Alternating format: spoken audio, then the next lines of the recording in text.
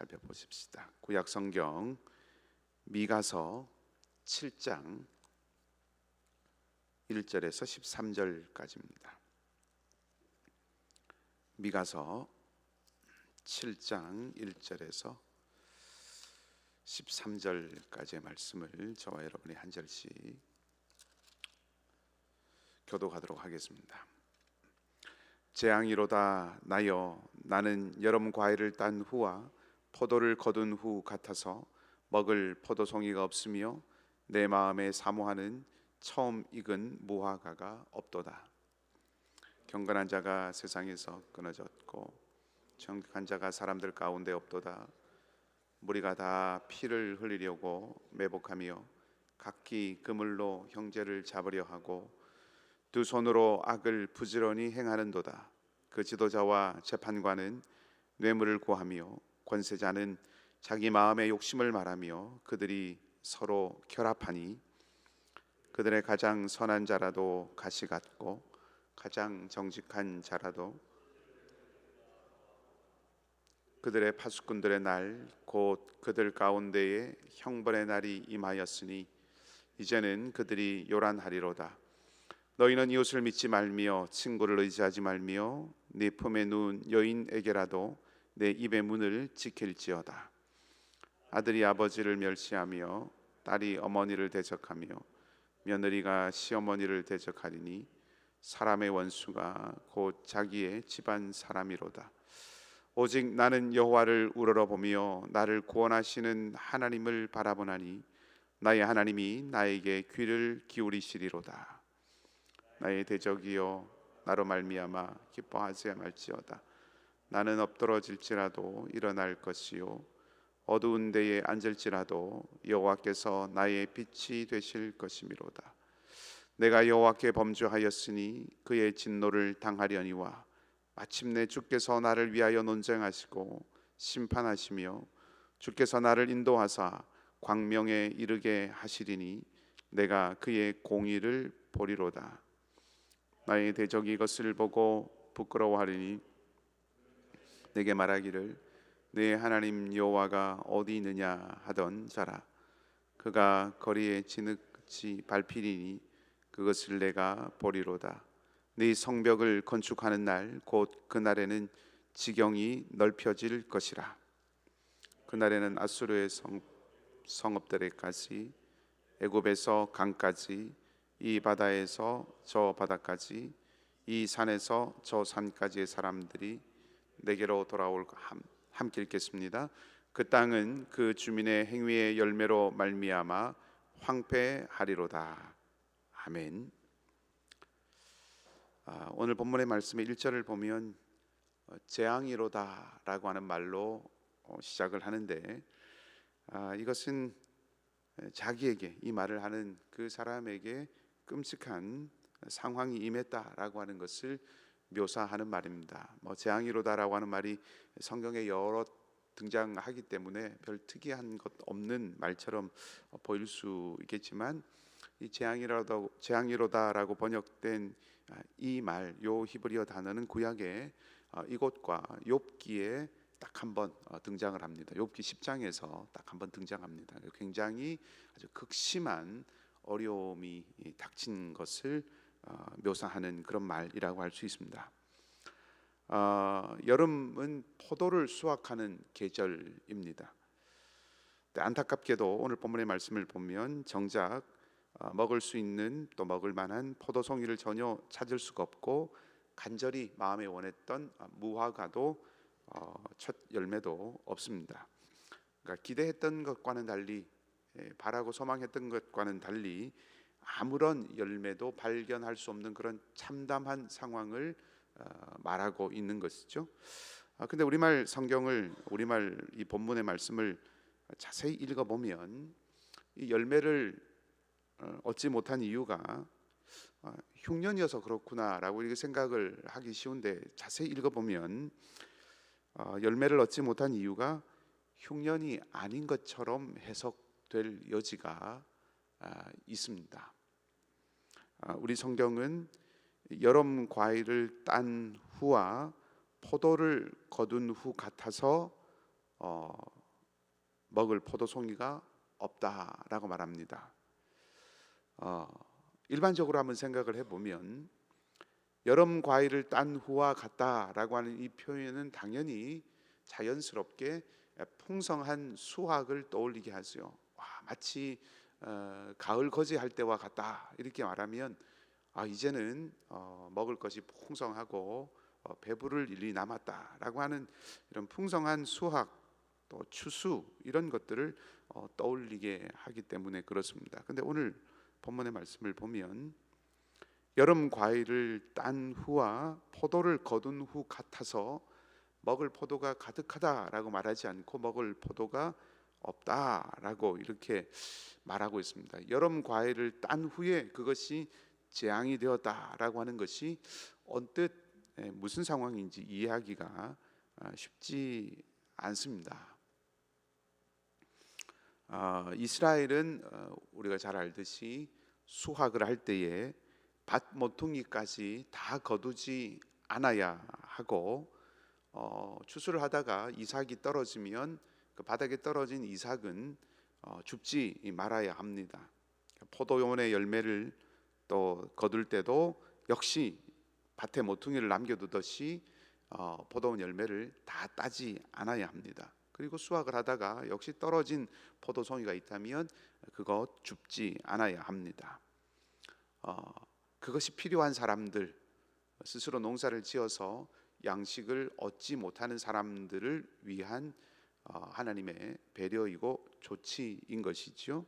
자, 이런 배경을 생각을 하면서 여름 과일을 딴 후와 같다라고 하는 표현을 한번 생각을 해본다면 여름 과일을 딴 것이 먹을 포도송이가 없는 일을 만들어냈다라고 하면 자연스럽게 수확대가 되어서 어떤 아주 가난한 사람이 먹을 것이 스스로 자신의 삶을 꾸려가기 힘든 어떤 사람이 포도원을 한번 찾아가 본 상황을 상정해 볼 수 있습니다. 추수 때가 되었으니 누군가 반 모퉁이를 남겨 놓았을 것이다 라고 하는 것을 생각하고 그것을 기대하고 포도송이를 거두기 위해서 포도원을 찾아가 봤는데 먹을 송이가 하나도 없었다는 것입니다. 그러니까 수확하는 사람들이 아무것도 남기지 않았다는 것이죠. 일회적인 사건이 아니라 마치 여름 과일을 딴 후와 포도를 거둔 후 같다라고 이렇게 표현하는 걸 봐서 이런 일들이 비일비재하고 계속 지속되고 있었다라고 하는 것을 알 수가 있습니다. 물론 흉년이라고 생각을 해볼 수도 있습니다. 흉년이어서 수확을 거둘 수 없는 상황이든 사실은 설명드렸던 이 부분이 더 합당하지 않을까 저는 개인적으로 생각을 합니다만은 가난한 자를 돌봐야 한다는 이 율법의 가르침을 무시한 결과에 따른 것이든 어쨌든 결과적으로는 기대했던 것을 얻지 못했다라고 하는 것을 보여주려고 하는 의도는 분명히 있다. 1절에 그 의도가 있다는 것은 분명합니다. 기대한 열매, 얻고 싶었던 그 열매를 얻지 못하는 것도 매우 안타까운 일이지만 사실 이 이야기를 하는 이유는 누군가가 배가 고프다라고 하는 이야기를 하려고 하는 것보다는 1차적으로는 이 이야기하는 이유는 2절 때문이라고 할 수가 있습니다. 그러니까 하나님께서 이스라엘 땅에서 기대하는 열매를 얻지 못하셨다라고 하는 이야기를 하기 위해서 1절에 얘기를 하는 겁니다. 어떤 사람이 포도원에 갔는데 포도송이를 얻으려고 하는 마음으로 갔지만 그것을 얻지 못했듯이 하나님도 이스라엘 땅에서 얻기를 원하는 열매가 있으셨는데 그 열매를 얻지 못했다. 그것을 말하려고 한다 하는 겁니다. 하나님이 기대하는 열매는 무엇이죠? 사람입니다. 어떤 사람입니까? 경건하고 정직한 사람입니다. 경건하고 정직한 사람을 기대했지만 그러한 사람을 이스라엘 땅에서 발견하지 못했다는 거죠.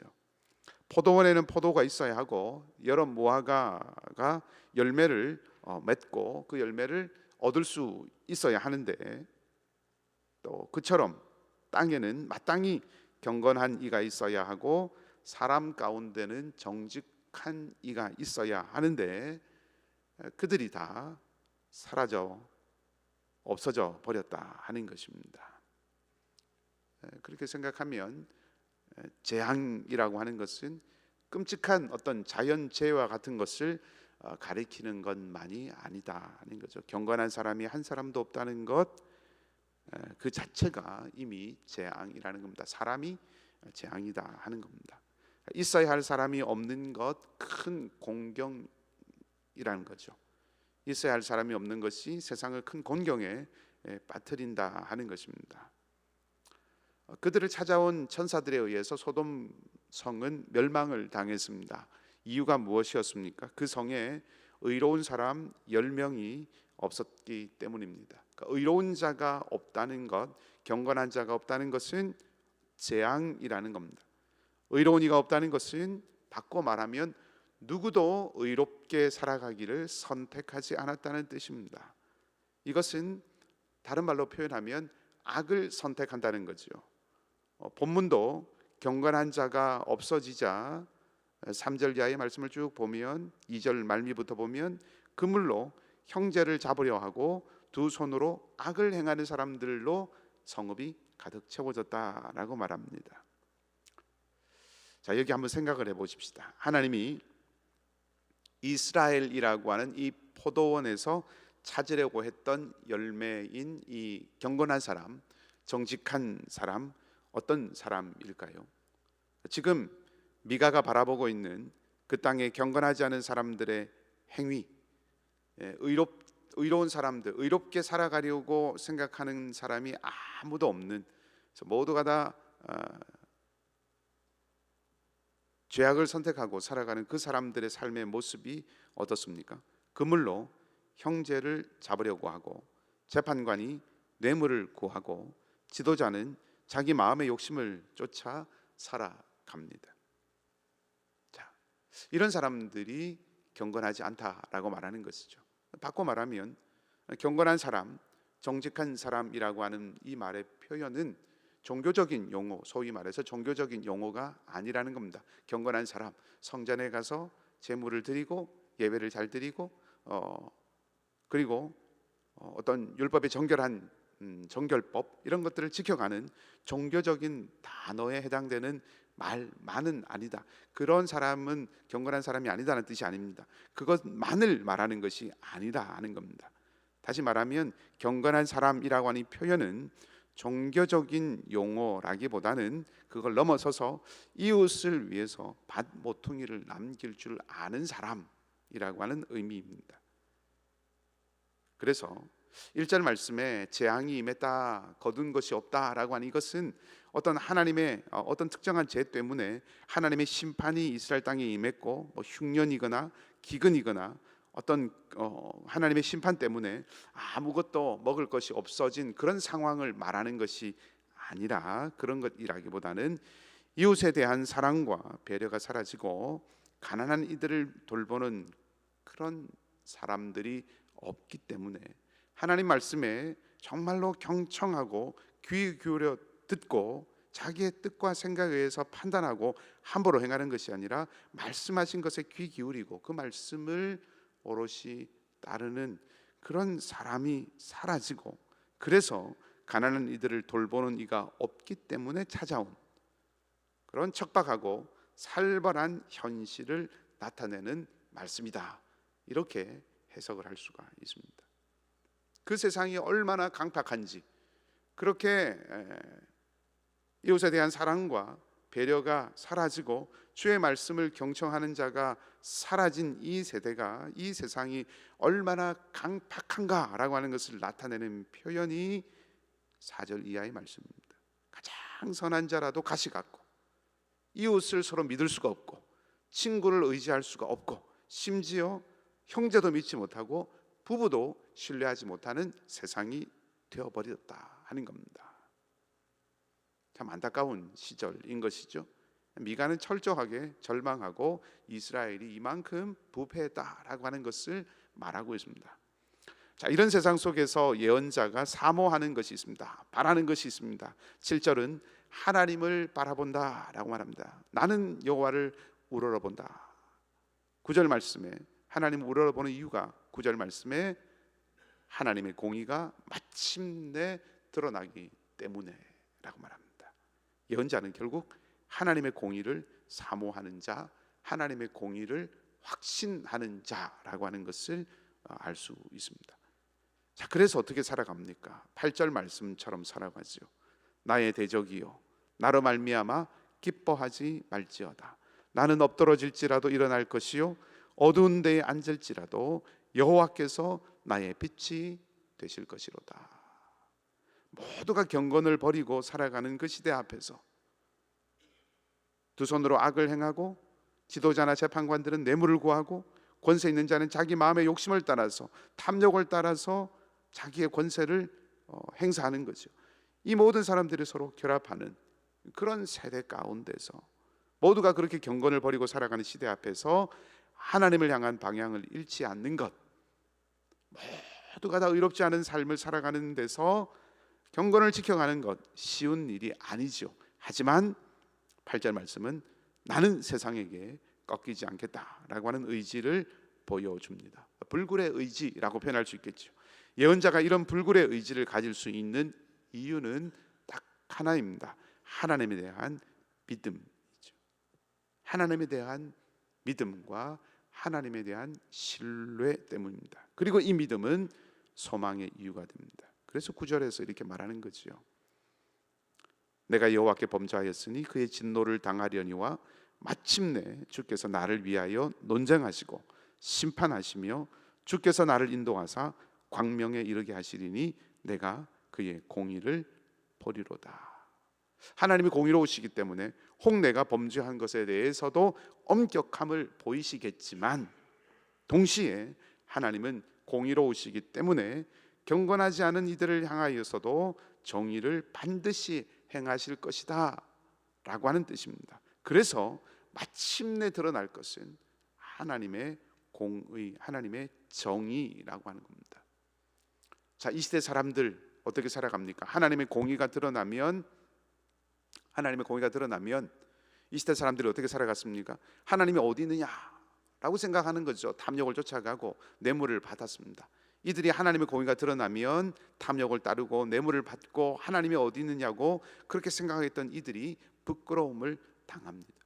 하나님의 공의가 드러나면, 하나님의 정의가 드러나면 불의를 행하던 경건치 않은 자들과 그들의 땅은 황폐하게 되고 맙니다. 예언자가 이것을 확신하기 때문에 그는 경건치 않은 이 세상에서 공격을 당하고 비틀거리고 넘어진다고 해도 꺾이고 그리고 고개 숙이지 않겠다 하는 겁니다. 결국 이 미가의 탄식과 오늘 미가가 품은 이 소망은 우리가 우리 시대 속에서 어떤 삶을 살 것인가 라고 하는 것을 묻는 질문이라고 할 수가 있습니다. 경건한 자와 의로운 자가 사라져버린 미가의 시대같이 이웃이라는 말이나 돌봄이라는 말이나 섬김이라는 말이나 배려와 같은 그런 말들은 이미 우리 안에 피곤한 말처럼 힘들다, 피곤하다, 지친다, 귀찮다 라고 하는 말로 들리는 시대가 되어버렸습니다. 우리에게 매력적인 말, 우리의 마음을, 우리의 가슴을 뛰게 하는 말은 나 자신에게 초점을 맞추라 하는 말이나 혹은 풍요롭고 풍성한 어떤 물질적인 그런 것들입니다. 이런 시대 속에서 그리스도인이 된다고 하는 것, 그리스도인으로 살아간다고 하는 것, 이것이 과연 무엇인가 라고 하는 것을 미가는 오늘 우리에게 묻고 있습니다. 우리의 삶은 우리가 믿는 것과 우리가 소망하는 것, 그것 위에 세워집니다. 누구도 예외가 없습니다. 내가 믿는 것이 무엇인지, 내가 소망하는 것이 어떤 것인지 그것 위에 우리의 삶은 세워집니다. 그리고 또한 우리의 삶은 내가 믿는 것, 우리가 믿는 것과 우리가 소망하는 것, 그것을 따라서 빚어져 가게 되어져 있습니다. 과연 우리가 소망하는 것은 무엇일까요? 과연 우리가 소망하고 있는 것은 무엇인가? 하나님의 통치가 온전히 임하는 사랑과 공의의 하나님 나라, 정말로 이것을 소망하고 있는가? 과연 우리는 하나님 나라를 소망하고 있는가? 미가는 오늘 진지하게 다시 묻고 있습니다. 정의가 실종된 시대 한가운데서 미가는 절망에 빠지지 않았습니다. 하나님을 바라보았습니다. 그리고 세상에 거치는 반석으로 사는 길을 선택했습니다. 여리고의 삭개오가 맛보고 누리고 살았던 그것처럼 하나님의 구원은 이곳에 임하는 하나님 나라를 누리고 마침내 임할 하나님 나라를 열망하게 하는 것입니다. 진정 예수님을 만났다면, 참으로 하나님을 아버지로 고백한다면 하나님이 기뻐하시는 삶을 선택할 것입니다. 그리고 하나님은 그 사람을 위해서, 하나님 기뻐하시는 삶을 선택하고 살아가는 그 사람을 위해서 오늘 미가의 표현을 빌리면 나를 위하여 논쟁하시고 나를 위하여 심판하시는 하나님이 되시는 것입니다. 하나님이 나를 위하여 세상과 논쟁하시고 하나님이 나를 위한 변호자로 서신다고 한번 생각을 해보십시오. 그보다 더 큰 힘과 그보다 더 강력한 방패와 그보다 더 예리한 검이 세상에 어디 있겠습니까? 여러분, 무엇을 꿈꾸십니까? 하나님이 나를 위해서 논쟁하시는 삶, 하나님이 나를 위해서 세상과 논쟁하시는 그 삶을 꿈꾸십니까? 하나님이 소매를 걷어붙이고 나서서 나를 위해서 변호하고 싸우는 삶, 그것이 우리의 가슴을 뛰게 해야 할 것입니다. 세상의 거친 도전과 경건치 않은 모습으로 우리를 대적한다고 해도 주님이 나를 위해서 논쟁하시고 주님이 나를 위해서 심판하시는 것을 꿈꾸고 확신한다면 우리도 오늘 이 미가처럼 흔들리고 또 때로는 넘어져도 다시 일어설 수 있을 것입니다. 저와 여러분, 우리 모두가 단 한 번 살아가는 이 한 번의 인생, 이 은혜의 기회의 시간을 허투루 보내지 않기를 바랍니다. 참으로 영원한 하나님 나라의 비전으로 견고하게 서고 하나님이 찾으시는 경건한 사람, 정직한 사람, 그 사람의 삶을 담대하게 성령으로 의지하고 살아가는 복된 우리의 삶이 되기를 주님의 이름으로 축복합니다. 함께 기도하십시다. 하나님, 미가의 시대와 같이 드러내놓고 탐욕을 따라가고 불의를 도모하는 세상이라고 할 수는 없지만 교묘하게 포장하고 치장하고 또 가면을 써서 경건치 않음을 가리는 그런 시대임을 고백하지 않을 수 없습니다. 포도원에 가지만 남겨놓은 것 같은 그런 암담한 삶을 여러 우리의 인생의 국면에서 경험합니다. 힘이 없어서 또 뒷배가 없어서 궁핍해서 점점 변방으로 내몰리는 이들이 많아지는 세계입니다. 이 세상 한가운데서 우리도 어쩔 수 없다고 세상이 그렇게 흘러가니 우리도 나도 어쩔 수 없다고 스스로 합당한 이유를 찾곤 하는 우리지만 하나님, 그 부끄러움 가운데서 하나님 은혜와 용기를 구하기를 원합니다. 주님, 우리에게 은총을 다하여 주시고 주의 말씀으로 저희들을 다시 한번 구비시켜 주셔서 하나님이 나를 위해서 세상과 논쟁하시는 삶을 꿈꾸게 하시고 우리 주님이 그러하셨던 것처럼 살아계시고 다스리시는 하나님을 전적으로 신뢰하며 하나님의 정의를 열망하며 살아갈 수 있는 저희가 되게 하여 주시옵소서. 하나님, 우리 중에 연약한 성도들이 많이 있습니다. 삶이 취약하고 마음이 무너지고 육신이 약해지고 영혼의 깊은 밤을 지나가는 우리의 형제와 자매들이 있습니다. 주님, 기억하여 주시옵소서. 하늘로부터 임하는 생명의 빛이 삶과 마음과 영혼에 강력하게 비치게 하여 주시고 다메섹으로 가던 사울이 엎드러졌던 것처럼 절망과 두려움과 불안과 낙심이 주님의 능력의 빛 앞에서 거꾸러지게 하시고 놀랍도록 회복되는 주님 은혜의 역사를 일으켜 주시옵소서. 우리 선교사님들을 주님의 손에 올려드립니다. 겨울 찬바람 앞에서 움츠러들지 않게 하시고 곁에서 함께 걸어가시는 주님의 손을 어떠한 때라도 결코 놓지 않게 하여 주시옵소서. 주님이 도와주시고 힘이 되어 주시기를 원합니다. 하킴의 가정과 또 세례를 받은 많은 성도들, 그들의 고된 삶 가운데서도 믿음으로 씨름하는 또 현지의 그리스도인들의 매일매일의 삶을 주께서 붙들어 주시고 하나님 말씀을 보내주셔서 날마다 하늘로부터 오는 새 힘을 얻게 하여 주시옵소서.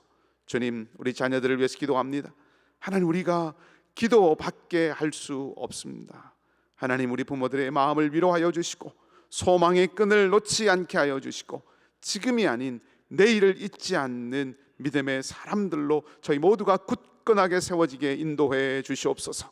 하나님 아버지, 중고등부 우리 유스가 겨울 수련회 가운데 있습니다. 하나님, 이 시간이 정말로 하나님 앞에서 삶을 새롭게 결단하고 그들의 미래와 인생에 대하여 고민하고 말씀에 비추어 볼 수 있는 귀한 시간 되게 하여 주시고 다니엘과 같이 에스더와 같이 주님 앞에서 뜻을 정하며 그 삶을 결단하는 하나님의 사람들이 세워지는 복된 자리가 되도록 인도해 주시옵소서. 이제도 간구하는 성도들의 간절한 기도에 선으로 응답하여 주시기를 바라며 좋으신 우리 주님 예수 그리스도의 이름으로 기도하옵나이다. 아멘. 하늘에 계신 우리 아버지, 아버지의 이름을 거룩하게 하시며 아버지의 나라가 오게 하시며 아버지의 뜻이 하늘에서와 같이 땅에서도 이루어지게 하소서. 오늘 우리에게 일용할 양식을 주시고 우리가 우리에게 잘못한 사람을 용서하여 준 것 같이 우리 죄를 용서하여 주시고 우리를 시험에 빠지지 않게 하시고 악에서 구하소서. 나라와 권능과 영광이 영원히 아버지의 것입니다. 아멘. 말씀을 기억하시고 자유롭게 기도하시고 돌아가시기 바라고요. 오늘도 소망 가운데 감사가 넘치는 복된 하루가 되시기를 다시 한번 주님의 이름으로 축복합니다.